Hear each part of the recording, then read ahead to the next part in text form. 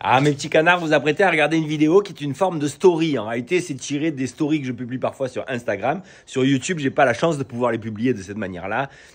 YouTube fonctionne pas comme ça. Donc peut-être que vous allez être déçus si vous attendez à un tuto sur le sujet en question. C'est simplement un partage d'une journée, donc il n'y a pas forcément toutes les explications. Et, enfin, je peux pas être complet comme je le suis parfois dans les tutos que je vous propose et que vous avez l'habitude de regarder. Si ce genre de contenu peut vous intéresser, n'hésitez pas à continuer à regarder cette vidéo. Si vous attendez à un tuto d'explication complet sur le sujet, vous risquez d'être déçus. Patientez, peut-être qu'un tuto sortira sur le sujet en question. En tout cas, vous avez vu que les miniatures étaient un peu différentes. De temps en temps, je posterai ça sur YouTube également avec ces miniatures-là. Donc, si c'est un format qui vous intéresse, ben vous êtes les bienvenus. Et si ça vous intéresse pas, je comprendrai, il n'y a pas de souci. Mais ne vous inquiétez pas, les tutos continuent. Dans pas longtemps, on va sortir un tuto sur le béton du futur. Oui, oui, quelque chose de révolutionnaire. Ça vient des States. Vrai ou fausse bonne idée? Bon, on verra ça ensemble plus tard.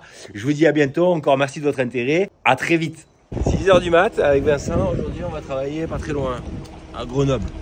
N'importe quoi. Bon réveil à tous. Bye. À bientôt dans la Drôme et bienvenue dans l'Isère.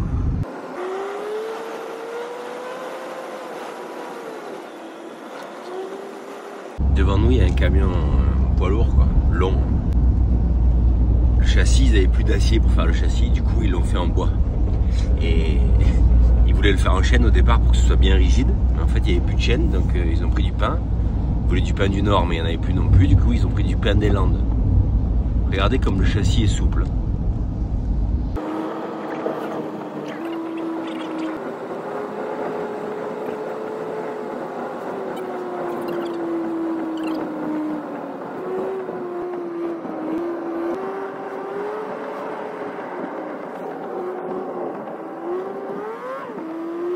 On arrive dans 1 minute. On va voir si l'étendue des dégâts. Je t'ai pas dit, mais potentiellement, on a fait toute cette route pour rien. Sinon, on se retrouve.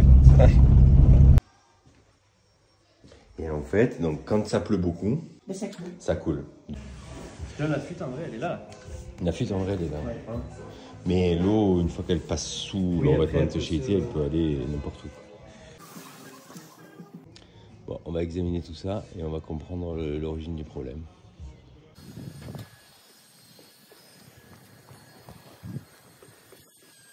Première chose, on a un petit doute sur la qualité de l'évacuation de l'eau, parce que là on voit que sur la gargouille on a de l'eau à mi-hauteur.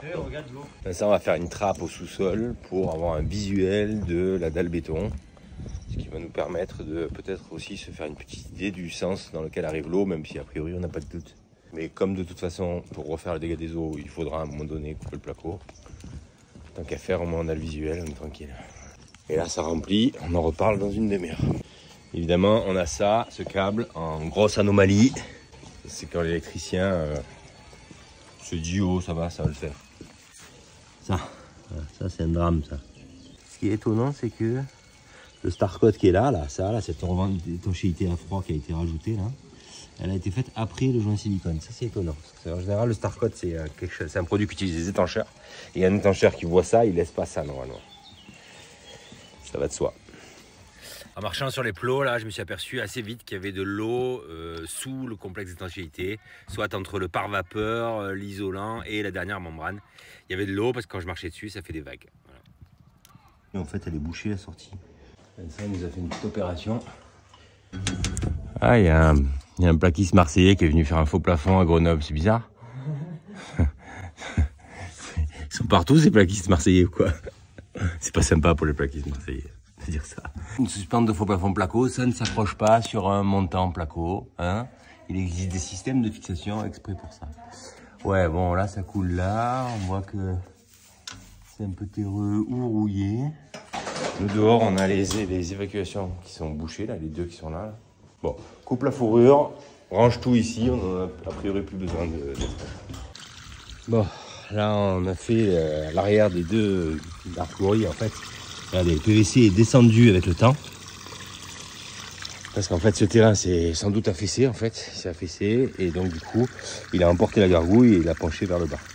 Donc ça génère une eau permanente là derrière le truc parce qu'il n'y avait rien d'étanche là. Donc ça, potentiellement, c'est une première bonne piste. En tout cas, ça nous permet de pouvoir évacuer l'eau qui est sur la dalle. Et ça va être indispensable là pour notre recherche de trous, parce qu'à un moment donné, on a un trou quelque part. Ces naissances d'évacuation d'eau pluviale, elles étaient en plomb, et c'est pour ça qu'elles sont pliées facilement et qu'elles étaient bouchées. Vincent, il a trouvé un premier point faible, très faible, puisque il a mis le tuyau pendant genre 3 minutes dessus, sur ce point faible qu'on va vous montrer dans une seconde. Et il est allé voir en bas et ça a recoulé. 3 minutes après, ça a coulé. À cet endroit-là. Donc, ça ne solutionne pas tous les problèmes, hein, mais quand même, il a fait une belle découverte. Tu la montres, ça? Donc ça veut dire que ça passe derrière la bande de relevée finale. Donc ça communique a priori avec la partie courante, ce qui explique qu'on ait de l'eau entre les deux parties. Maintenant, est-ce que la quantité d'eau qui est là-bas correspond à l'eau qui est rentrée ici, ou est-ce qu'il y a d'autres points faibles? On n'en sait rien.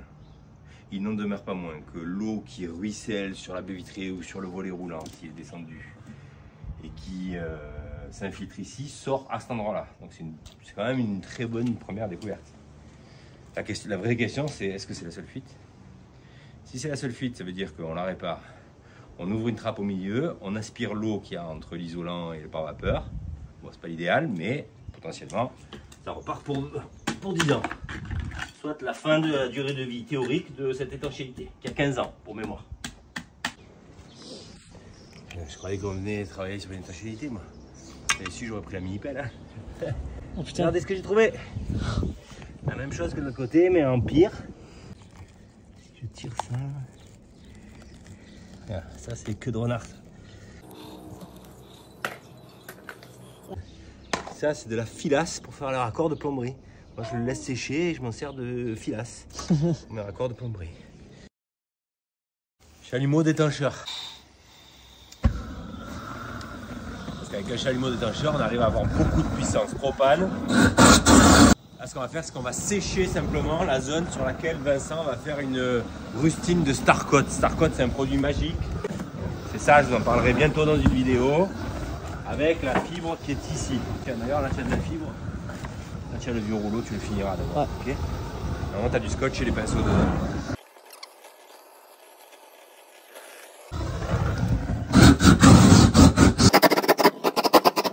Tu l'ouvres un peu avec un tournevis, tu fais bien rentrer du Starcoat dedans, tu l'enfermes. Tu fais une couche, tu noies la fibre. Ok. On laisse sécher. Fin d'après-midi avant de partir, on met la deuxième couche. Ok. Ok.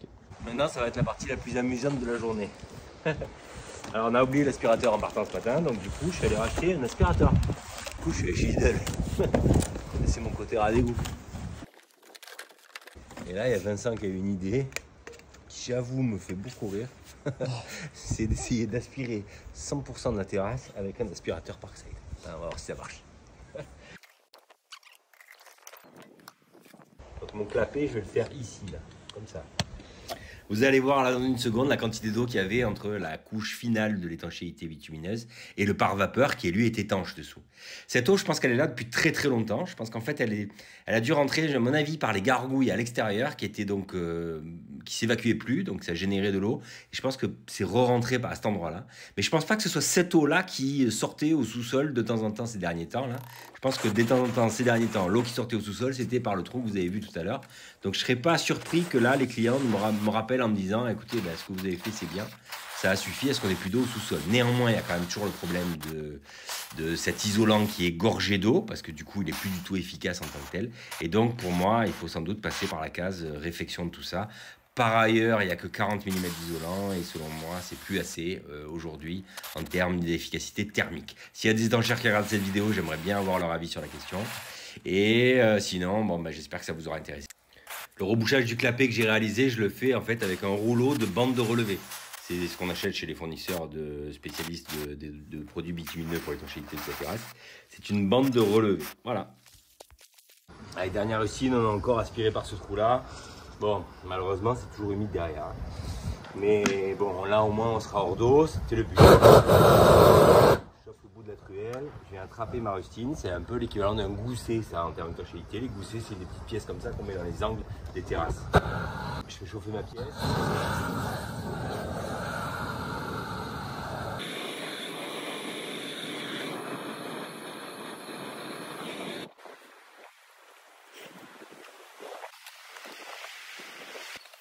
Voilà, et ça attendra le passage d'un étancheur dans le secteur de Grenoble. Et d'ailleurs, s'il y a des étancheurs parmi vous qui me suivez, si vous êtes de Grenoble, envoyez-moi un petit message là et on prend contact.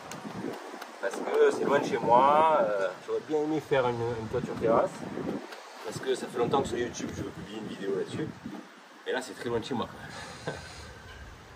Voilà, je vous dis à bientôt, merci de votre intérêt. On va prendre la route et on rentre chez nous. Je viens de déposer Vincent à la maison conteneur et il me reste 1h30 de route. Direction Aubagne. Est-ce que ça a été une bonne journée? Pas vraiment. C'est un peu de la demi-teinte parce que vous avez compris que cette terrasse, il reste quand même des problématiques majeures. Voilà. Bon, la suite au prochain épisode. Je vous tiens au courant de ce qui va s'y passer et particulièrement si on y retourne évidemment. Je vous dis à bientôt et merci d'avoir suivi cette journée avec nous. Bye bye, ciao.